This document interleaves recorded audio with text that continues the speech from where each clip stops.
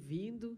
E eu queria que você começasse colocando para nós, Marcelo, se realmente hoje não dá para vender nada, especialmente essa área da construção civil, sem estar baseado em pesquisa e sem entender o que o consumidor pensa. Bom dia. Bom dia, muito obrigado. Queria agradecer a todos pelo convite. É ótimo estar aí com vocês. Hoje eu estou um pouquinho mais longe, eu estou em Goiânia, não estou em Curitiba, mas a tecnologia nos traz essa facilidade aí, como nós ganhamos 10, 12, 15 anos na aceleração dessa facilidade durante o período da pandemia. Então, eu queria agradecer aí a vocês, pelos presidentes, né, Petrelli, pelo Leonardo. O Leonardo é um grande cliente nosso e realmente está sempre muito próximo dos seus clientes, né? Queria agradecer também ao Sandro, né? O Sandro também, a gente tem bastante contato aí, então queria fazer essa formalidade a todos, agradecendo a eles. O que você falou é essencial, né? Nós estamos vivendo uma era, você comentou algo iniciando a conversa que espantosamente, nós, dentro das pesquisas, os 5 itens mais importantes para tomada de decisão de compra de um imóvel, 2 deles espontâneos, 2 deles são segurança, né? Nós temos ainda o item mais importante, a localização, o segundo item já a segurança, o terceiro item preço. Então, olha que interessante, nós estamos falando preço e condições de pagamento, é o terceiro e quarto item. E o último item, segurança no bairro. Então, a preocupação com segurança espontaneamente, ela é tão grande que ela, com certeza, impacta de 5 em 2 itens.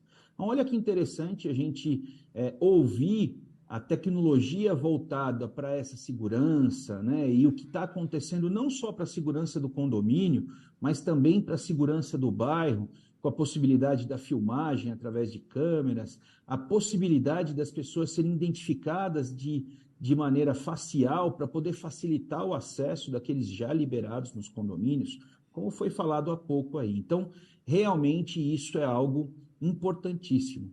E quando nós falamos sobre a pesquisa, sem sombra de dúvida, a pandemia ela acelerou um processo. Hoje, nós conhecemos os empreendimentos, né? Nós conhecemos a nossa casa de maneira muito qualitativa, coisa que não era verdade, né? A gente estava muito mais distante de casa e muito mais próximo do trabalho e, de repente, ficamos em casa, né? E esse ficar em casa nos fez perceber como a casa era, o que eu queria de melhoria, o que eu queria de mais qualidade de vida para mim e para minha família. Então, isso trouxe esse conhecimento, e esse conhecimento trouxe essa busca por esse wellness, né? Por esse momento de viver melhor, né? E agregado a isso, tem tecnologicamente algo muito importante, que foi o 5G, né? O 5G vai trazer, a gente ainda não percebeu isso no país, né? É mínimo, hoje existem 2% apenas das residências têm alguma utilização do IoT no Brasil, enquanto nos Estados Unidos e na Europa a gente já está batendo números próximos a 20%, mas o 5G, a grande melhoria do 5G não é só a comunicação pelo telefone celular, com certeza será a internet das coisas, e isso cada vez mais, e a gente tem como exemplo aí a própria Sercontel e o Leonardo com a Yoshi, uma preocupação que essas casas sejam mais inteligentes, que esses apartamentos tenham essa comunicação de inteligência através da internet das coisas. Então, estar próximo do seu cliente, entender as demandas, as necessidades do seu cliente, nunca foi tão importante. Marcelo, Oi, pois não. Sobre essa perspectiva da pesquisa e da sustentabilidade, o que ela tem mostrado as últimas pesquisas? A gente acompanhou, inclusive, o que o Sinduscom fez aqui para Londrina, né, traçando aí comportamento.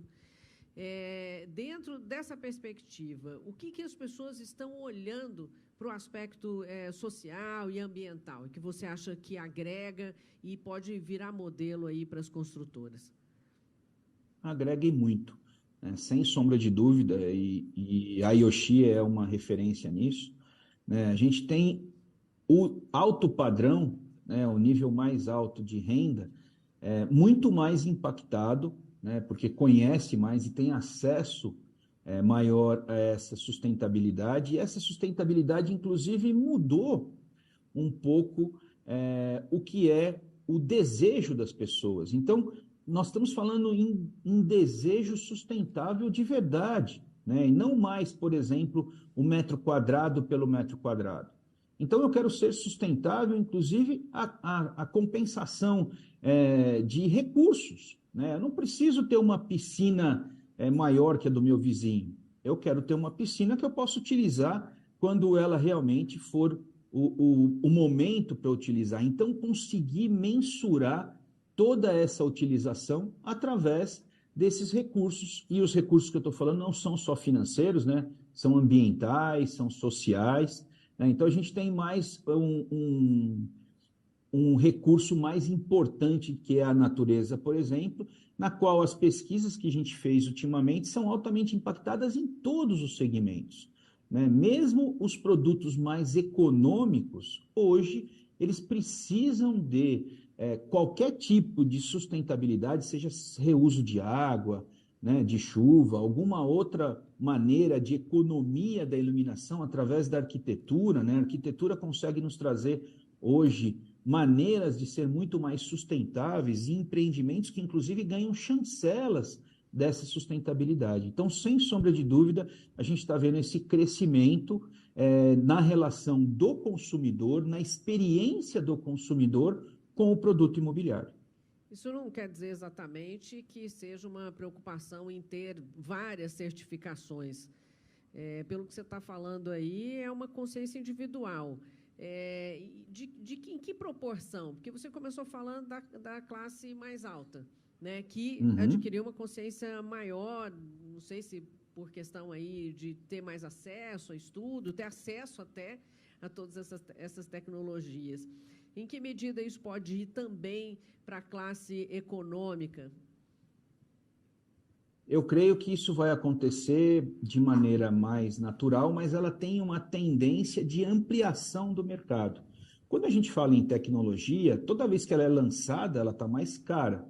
Então, ela é mais difícil de ser absorvida, por exemplo, numa viabilidade de um produto Casa Verde e Amarela, por exemplo. Né? E toda vez que ela vai se barateando, e a gente está vendo isso, por exemplo, nas placas fotovoltaicas para a captação de energia solar, ela foi se barateando e hoje em dia você tem casas, né, de médio padrão que já tem o sistema instalado. Então, você vai barateando a escala dessa tecnologia, ela vai impactando todos os segmentos. Então, sem sombra de dúvida, se começa por um segmento de mais alto padrão, exatamente pelo custo. É difícil caber na viabilidade. E num momento como o nosso, que a gente teve altos aumentos de insumos no mercado, e isso gerou também aumentos de preço no mercado, tem um impacto diferente para poder caber na viabilidade. Então, é isso que é importante, a gente cada vez mais ir testando isso. Mas, com certeza, também os produtos mais econômicos terão o desejo das pessoas de ter essa sustentabilidade agregada. Só que demora um pouco mais para a grande massa ter essa absorção dessa tecnologia de sustentabilidade. A gente consegue traçar um cenário do que as pessoas querem diante das pesquisas que vocês fazem, que as construtoras buscam? Que tipo de experiência é essa? O que as pessoas estão buscando? Eu acho que, acima de tudo, bem-estar, né? Acima de tudo, qualidade de vida. E isso vai trazendo algumas preocupações. Como a gente lá atrás achou diferente fazer uma coleta seletiva de lixo. Então, tudo isso vai agregando e a gente vai fazendo cada vez mais. Né? Então, cada vez que você tem o reuso da água em torneiras, por exemplo, na área comum, inclusive que são restritas para as crianças não beberem como água potável, mas elas são totalmente viáveis para poder lavar um pátio, lavar um subsolo. Então, isso é muito importante, né? Você conseguir agregar, por exemplo, toda a parte de energia sustentável. Então, quando que acende a luz, quando que apaga, o arquitetônico deixar aqueles ambientes com maior iluminação natural. Então, isso são os itens que são vistos de maior importância. Né? Hoje, basicamente, nós também temos uma tendência pela evolução do carro elétrico das pessoas falarem muito sobre a tomada, sobre o sistema de eletrificação para você poder recarregar o seu veículo, né? Já tendo alguns empreendimentos com uma tomada por vaga para poder fazer o abastecimento desse veículo elétrico, né? Mas tudo isso também vai depender do acesso às pessoas a esse veículo elétrico. O Brasil ainda, o veículo elétrico, né? Não o híbrido, mas o elétrico ainda é muito caro. Então ainda tem uma parcela da população, uma grande parcela da população, que não tem acesso a esse produto. Então é isso que a gente está vendo acontecer. A gente vê em segmentos de maneiras diferentes, mas com certeza tudo que você consegue agregar para as pessoas, até mesmo nos produtos mais simples e econômicos, as pessoas veem com bons olhos. E aí a proporção ela é só diferente porque algumas vezes não cabe na viabilidade e a pessoa também não tem capacidade de pagamento de pagar a mais pelaquela tecnologia.